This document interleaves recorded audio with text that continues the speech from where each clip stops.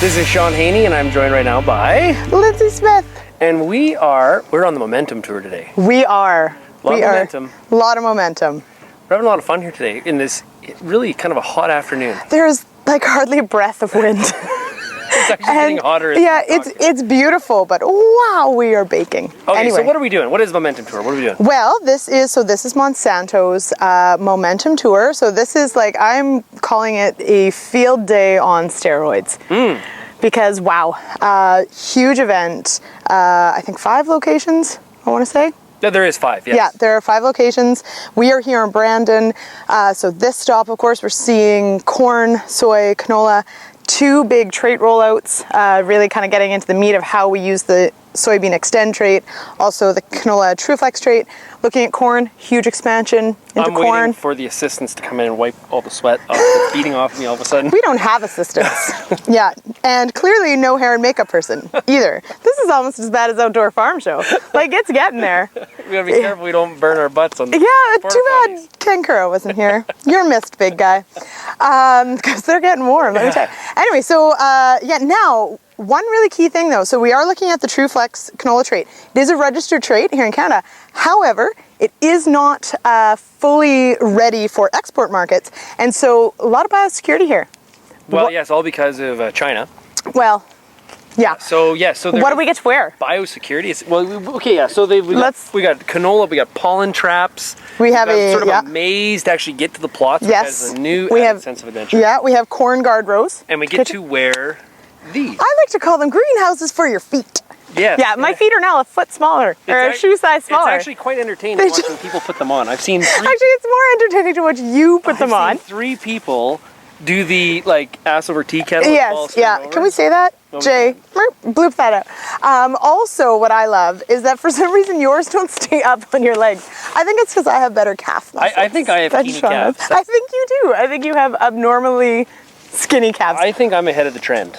I don't know. Maybe behind it? Maybe.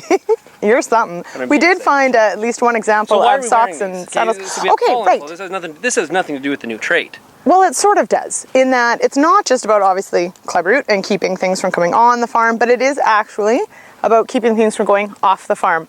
So the canola is flowering. We don't want any of that pollen to make its way off this property. So as you go into the plots, it's a very different setup from any field tour we've ever been at, that everyone's funneled to one point. Your booties go in and they come off when you come out. Make sure you're not bringing any petals or pollen or anything on your feet or pants or anything like that. So kind of a big deal. Well, and what's really kind of cool is the tents to keep people out of the sun, right? So Monsanto always concerned about safety. They've got tents there, so actually to get out of the sun, you can still listen to the plot tour from sort of inside the tent. Yes, so it is good. Yeah, and so it's been a really neat tour. The Extend system is their for soybeans, brings in dicamba tolerance. So both of these, so what is sort of interesting at this tour, I mean, huge event, lots of discussion, but this is actually, it's probably the biggest to-do I've ever seen for something that we can't actually buy yet. Because it's kind of a teaser, it's like a big teaser. Yeah, a very big teaser. It's like a real egg tease. Oh, we should, that's gonna be a new hashtag. Yes, okay, so what else, what else is a lot of discussion about the, besides my rental car. Right.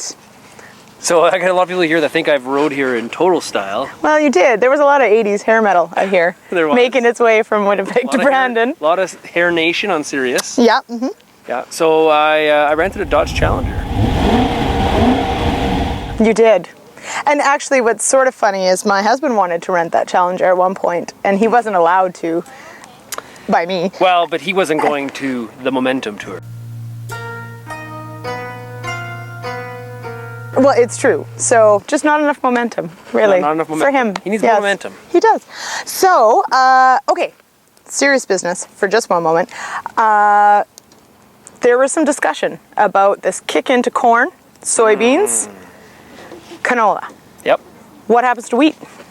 Well, some speculation is that wheat is the one that has the most to lose. Some people believe that because, one, it is the crop that has the least amount of phrases value capture, right? So the breeding company has the least amount of ability to receive royalties and tech fees back to invest in more plant breeding, whereas in soybeans, corn, and canola, that model is definitely there, right? So there's lack of investment. Now that is changing. Yes, yeah. But if we look what's happened in the U.S. with the cornification, write that down. Writing that one down. Hashtag. With the increased amount of cornification in new geographies, wheat is the one that has lost. But others speculate that really canola might have, on a percentage basis, has the most to lose, because canola could use a little rotation in its diet. We've pushed to 20. Could it ever? We've moved 20 to 22 million acres.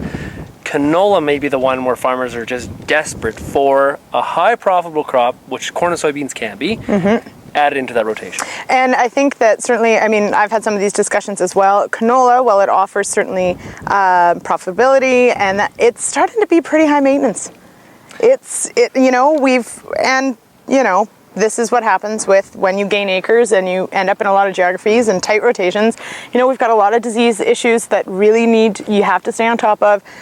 So many insects that love this crop, and not that these aren't manageable, because they are, but it just requires that much more work. And the thing with wheat, so this is where it'll be interesting to see. The thing with wheat is that a lot of farmers have been growing it for so long, and it's a really solid, it's sort of the old steady, right?